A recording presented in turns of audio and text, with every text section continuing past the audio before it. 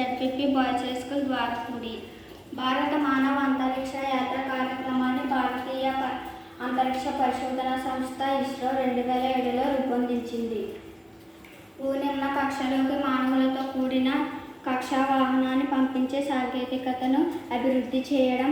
2024 ఫిబ్రవరి 27న విక్రమ్ సారాభాయ్ అంతరిక్ష కేంద్రంలో గగన్యాన్ ప్రోగ్రాంలో భాగంగా భవిష్యత్తు అంతరిక్ష యాత్రకు అర్హత పొందిన 4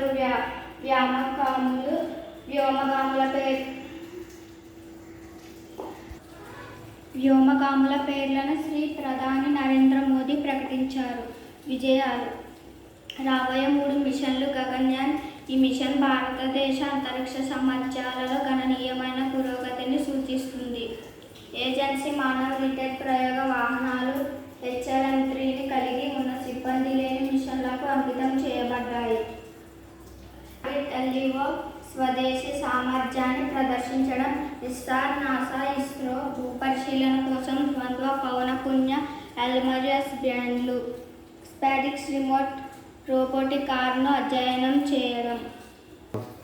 అంతరిక్షంలోకి వెళ్లిన భారతీయులుగా రాకేష్ శర్మ, కల్పనా చావ్లా, సునీత విలియమ్స్ ఘనత సాధించారు. భారతదేశం మొదటి ఉపగ్రహ ఆర్యభట్ట నుంచి ప్రారంభమైన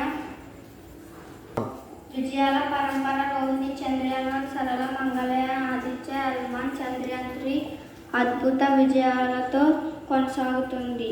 చంద్రయాన్-3 విజయానికి గుర్తుగా ఆగస్టు 23న జాతీయ అంతరిక్ష దినోత్సవంగా జరుపుకోవాలని ప్రధాని నరేంద్ర మోదీ నిర్ణయించారు.